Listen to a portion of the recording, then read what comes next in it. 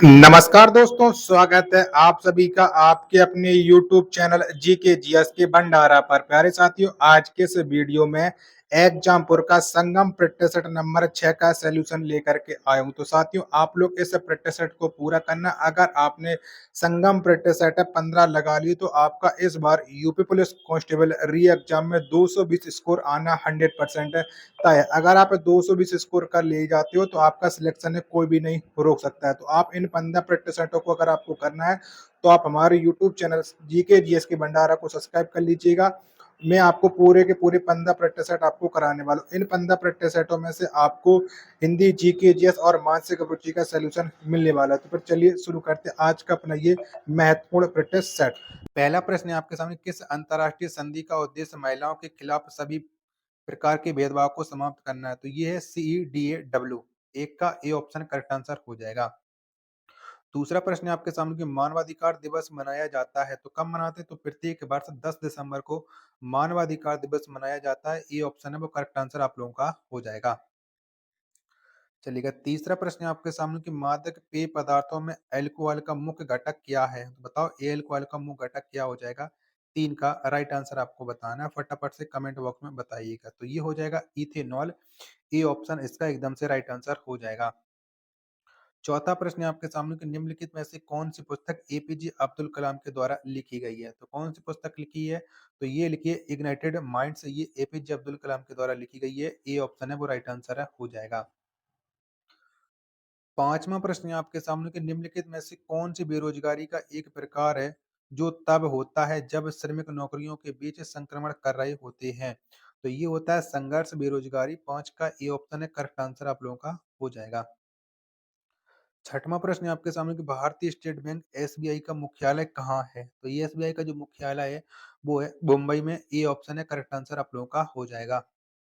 सातवां प्रश्न है आपके सामने, किसी जिले में कानून और व्यवस्था बनाए रखने के लिए कौन जिम्मेदार होता है? तो ये जिम्मेदार होता है पुलिस अधीक्षक, एसपी। 7 का ए ऑप्शन करेक्ट आंसर आप लोगों का हो जाएगा। वीडियो पसंद आ रही हो तो वीडियो को आप लोग लाइक कर देना। चैनल को सब्सक्राइब नहीं कर रखा होगा तो चैनल को आप लोग जरूर सब्सक्राइब कर लीजिएगा। आठवां प्रश्न है आपके सामने कि सत्रिय नृत्य का संबंध भारत के किस राज्य से है? तो ये संबंध रखती है भारत के असम राज्य से। बी ऑप्शन करेक्ट आंसर हो जाएगा। नौवां प्रश्न है आपके सामने कि निम्नलिखित में से कौन सा कर राज्यों को हस्तांतरित नहीं किया जाता है? तो कौन सा नहीं किया जाता है? तो निगम कर नहीं किया जाता है। 9 का डी ऑप्शन है वो राइट आंसर हो जाएगा। 10वां प्रश्न है आपके सामने कि महावीर की शिक्षाओं वाले जैन ग्रंथ का नाम क्या है? तो इस जैन ग्रंथ का नाम है आगम सूत्र। ए ऑप्शन करेक्ट आंसर आप लोगों का हो जाएगा। 11वां प्रश्न है आपके सामने कि निम्नलिखित में से कौन सी नदी बंगाल की खाड़ी में अपने डेल्टा के लिए जानी जाती है? तो कौन सी नदी जानी जाती है? तो ये जानी जाती है गंगा नदी। ए ऑप्शन है वो करेक्ट आंसर आप लोगों का हो जाएगा।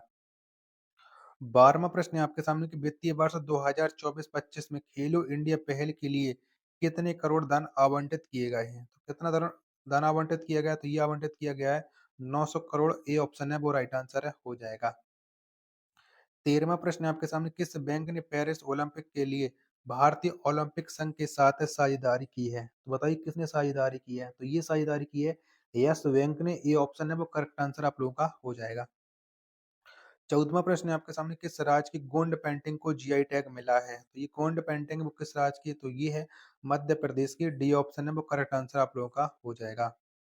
चलिएगा, नेक्स्ट प्रश्न है आपके सामने प्रश्न संख्या 15 है कि पीएम विश्वकर्मा योजना को लागू करने वाला पहला केंद्र शासित प्रदेश कौन बना है?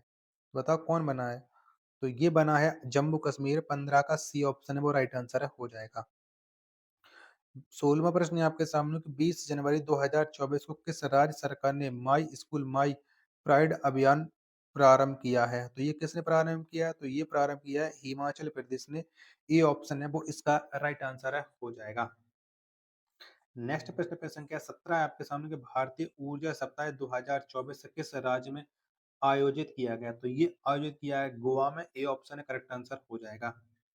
18वां प्रश्न है आपके सामने कि निम्नलिखित में से किस संस्थान ने भारत का सबसे बड़ा ड्रोन पायलट प्रशिक्षण संगठन लॉन्च किया? तो ये लॉन्च किया है आईआईटी गुवाहाटी ने। 18 का सी ऑप्शन है राइट आंसर हो जाएगा। 19वां प्रश्न है आपके सामने कि रंगपुर रेलवे स्टेशन किस राज्य की प्रथम रेलवे स्टेशन है? ये किस राज्य का है?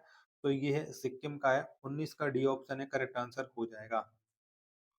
20वां प्रश्न है आपके सामने कि विश्व आध्यात्मिक महोत्सव का आयोजन 14 से 17 मार्च तक किस स्थान पर किया गया? तो ये किया गया है हैदराबाद में। 20 का डी ऑप्शन है वो राइट आंसर है हो जाएगा। 21वां प्रश्न है आपके सामने कि निम्नलिखित में से किसे एबेल पुरस्कार 2024 से सम्मानित किया गया? तो एबेल पुरस्कार 2024 ये मिला है मिशेल टेलेग्रांड को। 21 का ए ऑप्शन है वो करेक्ट आंसर आप लोगों का हो जाएगा।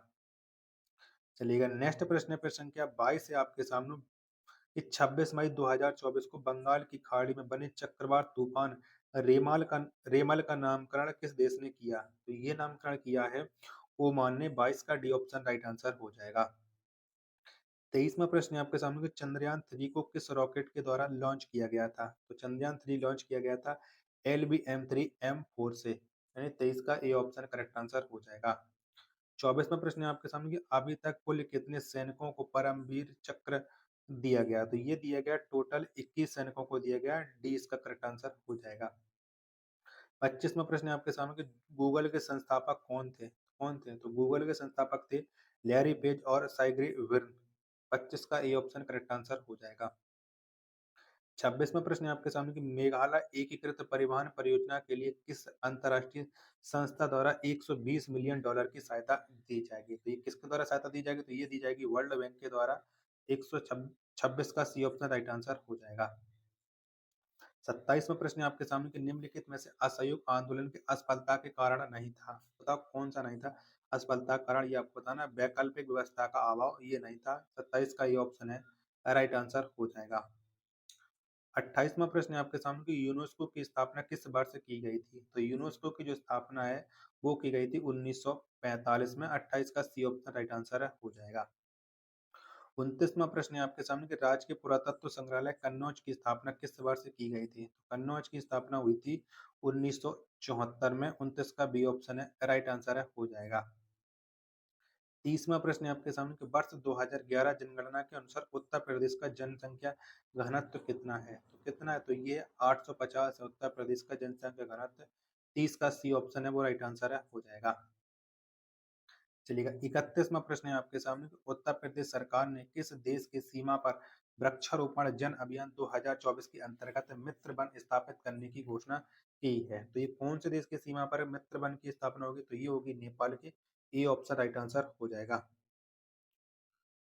32वां प्रश्न है आपके सामने कि भारत सरकार द्वारा बाल श्रम निवारण अधिनियम में संशोधन किस वर्ष किया गया था? तो ये कब संशोधन किया गया था? तो ये किया गया था 2006 में। 32 का ए ऑप्शन है वो करेक्ट आंसर हो जाएगा। 33वां प्रश्न है आपके सामने कि भारत का सबसे बड़ा बैटरी एनर्जी स्टोरेज सिस्टम आधारित सौर ऊर्जा संयंत्र किस राज्य में स्थापित किया गया? तो ये स्थापित किया गया है छत्तीसगढ़ में। बी ऑप्शन है वो करेक्ट आंसर हो जाएगा। 34वां प्रश्न है आपके सामने उत्तर प्रदेश में पंचायती राज अधिनियम किस वर्ष लागू किया गया है? तो ये लागू किया गया था वर्ष 1952 में। 34 का बी ऑप्शन है वो राइट आंसर है हो जाएगा। 35वां प्रश्न है आपके सामने कि बिलरेस्टिक 2024 ऑपरेशनल टैक्टिकल कमांड स्टाफ अभ्यास किस देश में आयोजित किया गया है? तो ये आयोजित किया गया था कजाकिस्तान में। 35 का बी ऑप्शन है वो इसका राइट आंसर हो जाएगा। 36वां प्रश्न है आपके सामने कि हाल ही में किस संगठन ने medical device information system launch किया है? ये किसने लॉन्च किया? तो ये लॉन्च किया विश्व स्वास्थ्य संगठन ने। 36 का जो राइट आंसर होगा वो ऑप्शन संख्या ए इस प्रश्न का राइट आंसर हो जाएगा।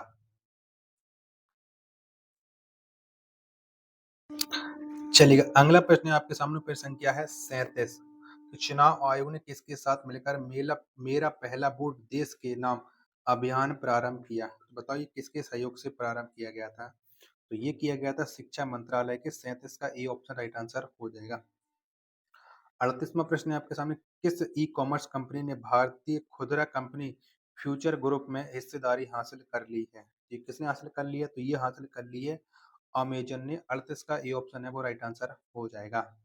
जीके जीएस के प्रश्न समाप्त हो चुके हैं। अब आपके सामने प्रश्न संख्या 39 से हिंदी के प्रश्न शुरू होंगे और ये चलेंगे 75 तक। उसके बाद आपके सामने आ जाएगी मानसिक अभिरुचि। तो 39वां प्रश्न है आपके सामने कि निम्नलिखित आधुनिक भाषाओं में से किसका संबंध अपभ्रंश की 85 बोली से है? तो बताओ किसका संबंध है? ये आपको बताना। 39 का राइट आंसर तो ये संबंध रखती है पंजाबी 39 का सी ऑप्शन करेक्ट आंसर हो जाएगा। 40वां प्रश्न है आपके सामने कि इनमें से व्यक्तिवाचक संज्ञा नहीं है, तो कौन नहीं है? तो लेखक है, ये व्यक्तिवाचक संज्ञा नहीं है, सी ऑप्शन करेक्ट आंसर हो जाएगा। 41वां प्रश्न है आपके सामने स्त्रीलिंग पुल्लिंग का कौन सा जोड़ा सही नहीं है? तो कौन सा जोड़ा सही नहीं है ये आपको बताना है। तो कांता का कांति नहीं होता, कांता का कात्री होता है। 41 का सी ऑप्शन है वो राइट आंसर है, हो जाएगा। 42वां प्रश्न है आपके सामने किसका प्रयोग सदैव एक वचन में होता है? तो बताओ इनमें से किसका प्रयोग है वो एक वचन में होता है? 42 का आंसर आपको बताना है। तो प्रत्येक का प्रयोग है वो सदैव एक वचन में होता है। 42 का बी ऑप्शन है वो राइट आंसर है, हो जाएगा। 43वां प्रश्न है आपके सामने कि निम्न में से कौन सा व्यंजन ऊष्म है? तो कौन सा व्यंजन ऊष्म है? तो ये पानी वाला सा है, ये व्यंजन ऊष्म है। 43 का बी ऑप्शन है वो राइट आंसर हो जाएगा। 44वां प्रश्न है आपके सामने कि निम्न में से सर्वनाम शब्द है, तो बताओ इनमें से कौन सा सर्वनाम शब्द है? तो मैं, ये सर्वनाम शब्द हो जाएगा। 44 का बी ऑप्शन है वो इसका करेक्ट आंसर हो जाएगा। 45वां प्रश्न है आपके सामने कि निम्न विशेषण शब्द है, तो बताओ इनमें से कौन सा है जो विशेषण शब्द हो जाएगा 45 में? ये आपको बताना है। तो घबराहट ये विशेषण शब्द हो जाएगा। डी ऑप्शन इसका करेक्ट आंसर हो जाएगा। 46वां प्रश्न है आपके सामने कि जब कर्ता एक क्रिया समाप्त कर उसी क्षण दूसरी क्रिया में परिवर्त होता है तब पहली क्रिया क्या कहलाती है? तो तब पहली क्रिया पूर्वकालिक क्रिया कहलाती है। 46 का सी ऑप्शन है वो इसका एकदम से करेक्ट आंसर दिया गया है। 47वां प्रश्न है आपके सामने कि उसने टेढ़ी चाल चली वाक्य में कौन सा कारक है? बताओ इसमें कौन सा कारक है? तो इसमें है कर्ता कारक है। 47 का डी ऑप्शन राइट आंसर है, हो जाएगा। 48वां प्रश्न है आपके सामने कि वर्षा के कारण वह पूरी तरह भीग गया, दिए गए वाक्य का काल निर्धारण कीजिएगा। बताओ इसमें कौन सा काल हो जाएगा? तो इसमें हो जाएगा सामान्य भूतकाल। 48 का सी ऑप्शन है वो राइट आंसर है, हो जाएगा। 49वां प्रश्न है आपके सामने कि जिलाधिकारी ने सबको उपस्थित रहने का निर्देश दिया है, में कौन सा वाच्य है? बताओ इसमें कौन सा वाच्य हो जाएगा? तो इसमें हो जाएगा कृतवाच्य। 49 का बी ऑप्शन है वो राइट आंसर हो जाएगा। 50वां प्रश्न है आपके सामने कौन सा शब्द तद्भव है? बताओ इनमें से कौन सा शब्द जो तद्भव है? तो खजूर ये तद्भव शब्द है। 50 का डी ऑप्शन है वो राइट आंसर है, हो जाएगा। 51वां प्रश्न है आपके सामने गड़बड़ घोटाला कौन सा शब्द है? बताइए कैसा शब्द है गड़बड़ घोटाला? तो यह एक देशज शब्द है गड़बड़ घोटाला। 51 का बी ऑप्शन है वो राइट आंसर हो जाएगा।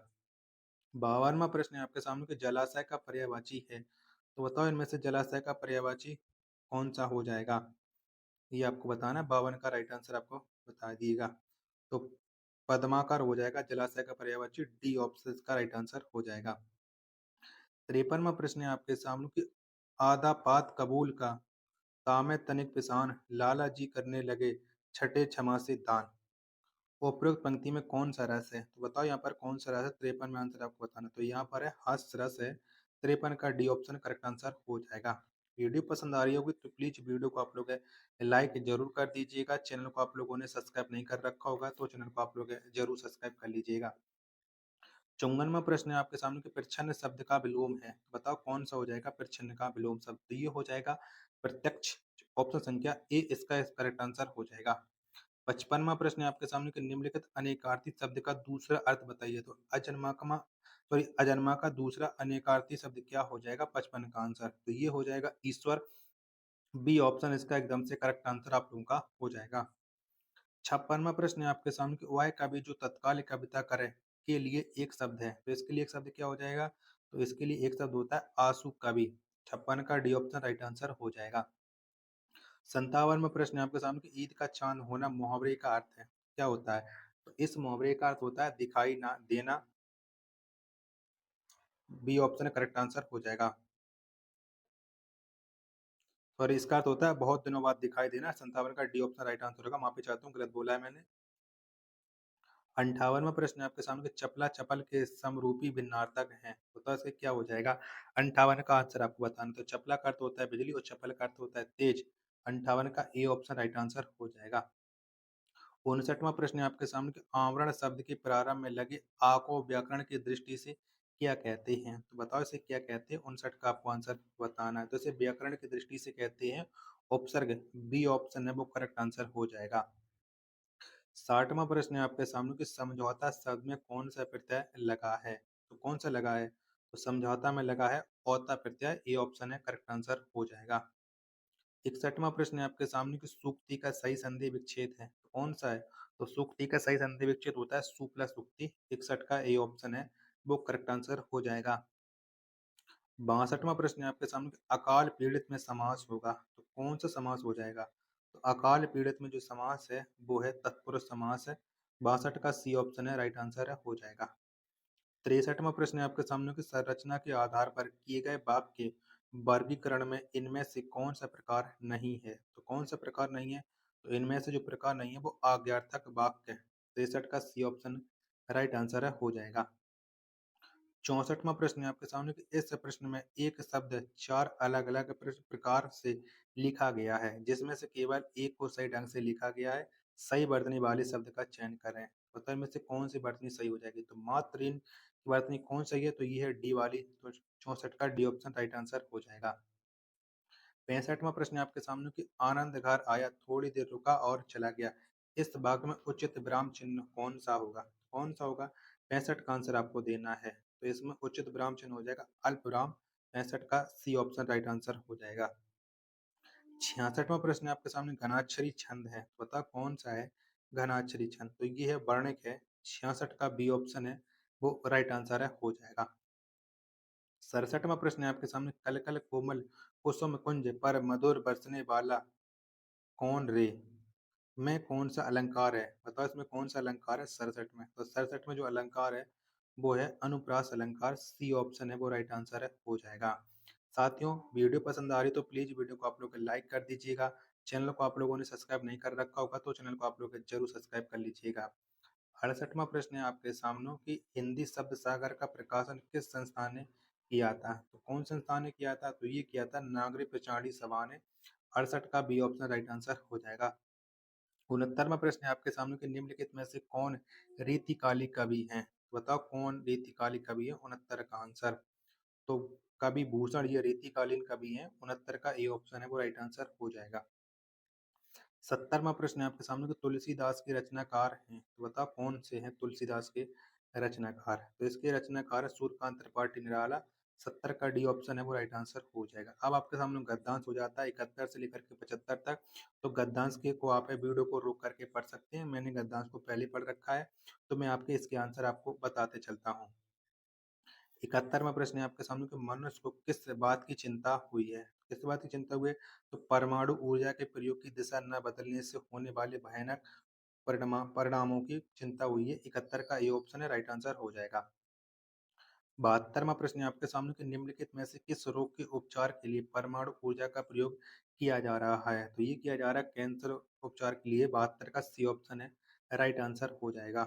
73वां प्रश्न है आपके सामने इन अनुसंधानों का लाभ उठाया वाक्य में रेखांकित पद। उठाया ये क्या है ये आपको बताना है। तो यह एक क्रिया है। 73 का बी ऑप्शन राइट आंसर हो जाएगा। 74वां प्रश्न है आपके सामने कि निम्नलिखित में से किस क्षेत्र में परमाणु ऊर्जा का प्रयोग नहीं होता है? तो किस क्षेत्र में नहीं होता है? तो शिक्षा के क्षेत्र में नहीं होता है। 74 का डी ऑप्शन राइट आंसर हो जाएगा।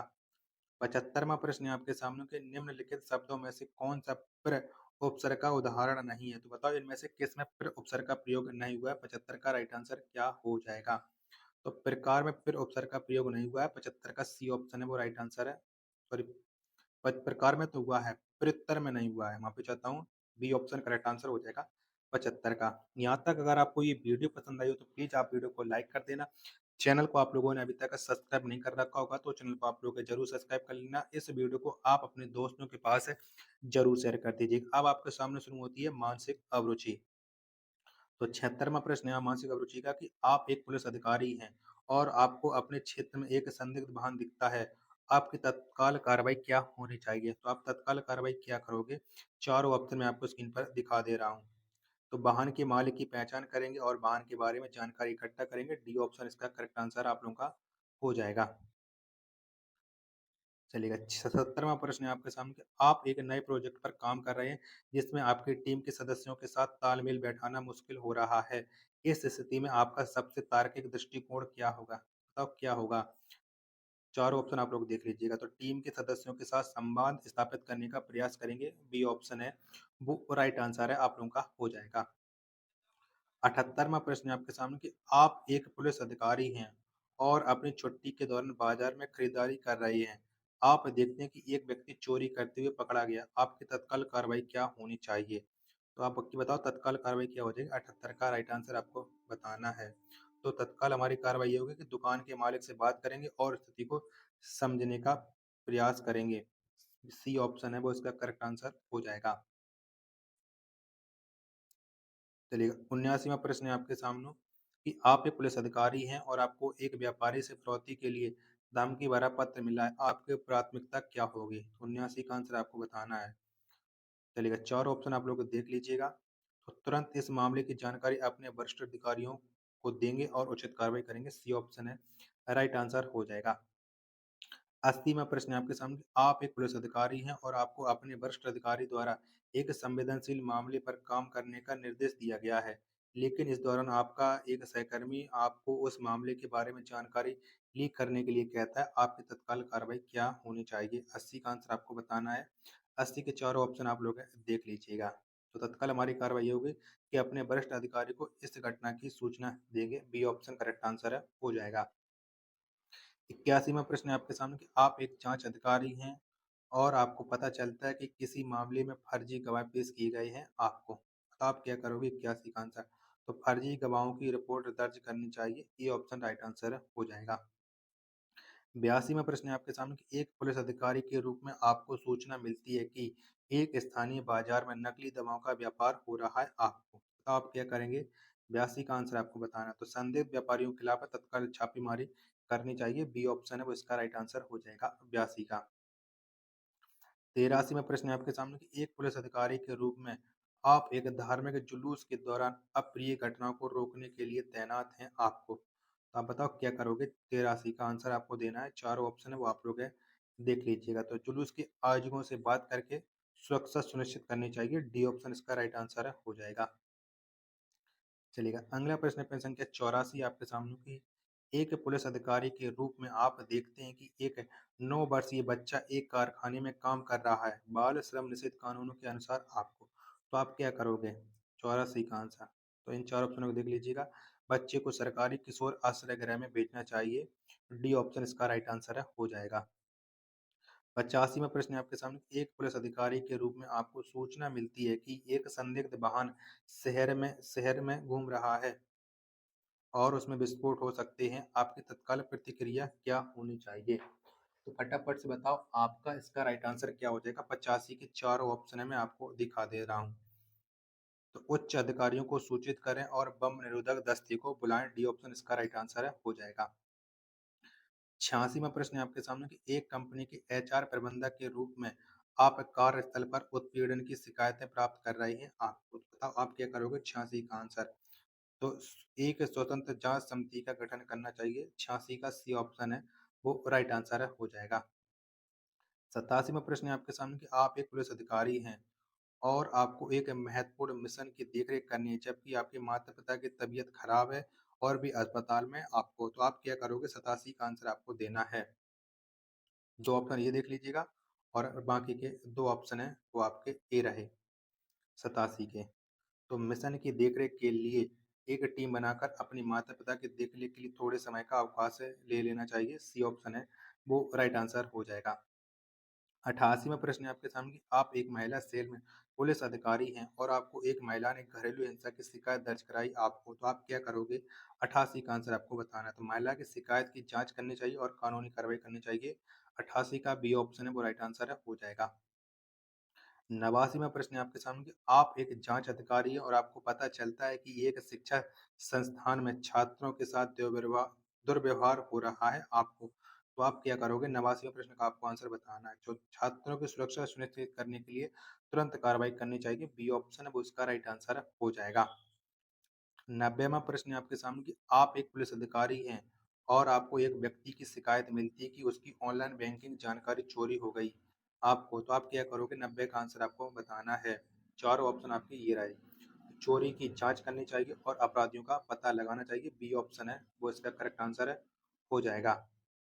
चलिएगा चलिए, अब आपकी ये आ जाती है रीज़निंग के महत्वपूर्ण प्रश्न, तो साथियों ये आपको मैंने करा दिए हैं। अगर आपको ये प्रैक्टिस सेट पसंद आया तो वीडियो को आप लोग लाइक कर देना, चैनल को आप लोगों ने अभी तक सब्सक्राइब नहीं कर रखा होगा, तो चैनल को आप लोग ज़रूर सब्सक्राइब कर लेना। इस प्रैक्टिस सेट को आप अपने सभी दोस्तों मित्रों के पास ज़्यादा से ज़्यादा शेयर कीजिएगा। मिलते हैं फिर अपने नेक्स्ट वीडियो के साथ, तब तक के लिए धन्यवाद। जय हिंद, वंदे मातरम।